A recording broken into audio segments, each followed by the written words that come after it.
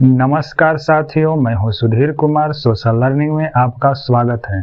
दोस्तों, हमारे देश में फिर से एक आतंकी घटना घटी है जो श्रद्धालुओं से भरी बस पर हुई है। दोस्तों, हमारे देश में जम्मू कश्मीर में रईसी जिले में शिव गुफा तीर्थ स्थल में से कटरा जा रही बस पर कुछ आतंकियों ने हमला किए हैं। जब बस पहाड़ी क्षेत्र से गुजर रही थी तो बीच रास्ते में ही कुछ आतंकवादियों ने बस के सामने आकर खड़े हो गए और बस पर अंधाधुंध गोलियां चलाना शुरू कर दिए, जिसमें बस के ड्राइवर को गोली लगी और बस अनबैलेंस होकर खाई में गिर गई और यह खाई लगभग 200 फीट गहरी थी। बस जब खाई में गिरी तो आसपास के कुछ नागरिकों ने श्रद्धालुओं की मदद करने के लिए आए और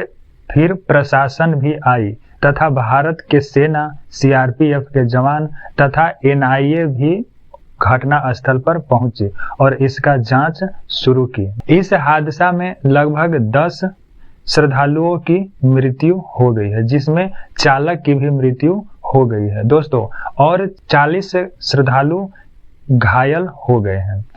और इस घटना पर हमारे देश के सभी राजनेताओं ने दुख प्रकट किए हैं और इस तरह के कायराना हमले को निंदा किए हैं। और आतंकवादी लगभग 25 से 30 गोलियां बस पर फायर किए थे और उसके बाद जंगल में छिप गए और इसका रेस्क्यू भी किया जा रहा है। दोस्तों, घटना स्थल पर जम्मू कश्मीर के लेफ्टिनेंट गवर्नर मनोज सिन्हा भी आए थे और उन्होंने सभी घायल श्रद्धालुओं को 50,000 रुपये देने की घोषणा किए हैं और सभी मृतक के परिवारों को 10 लाख रुपए की मुआवजा देने के लिए भी घोषणा किए हैं।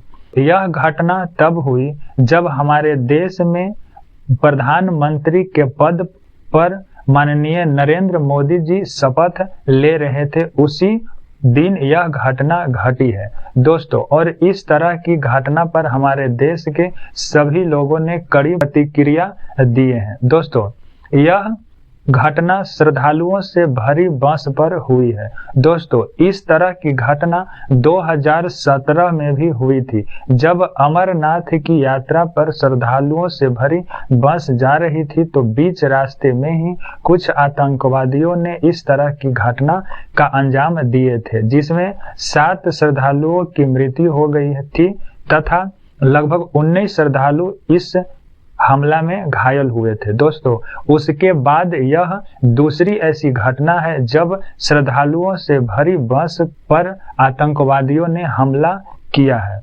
दोस्तों, और इस तरह की हमला करने वाले आतंकियों की खोजबीन चल रही है और उस क्षेत्र में रेस्क्यू भी किया जा रहा है और हमारे देश के एनआईए भी इस घटना में जुट चुकी है और एनआईए द्वारा इसका जांच पड़ताल किया जा रहा है। दोस्तों, मेरे चैनल को सब्सक्राइब नहीं किए हैं तो सब्सक्राइब भी कर लीजिएगा। धन्यवाद।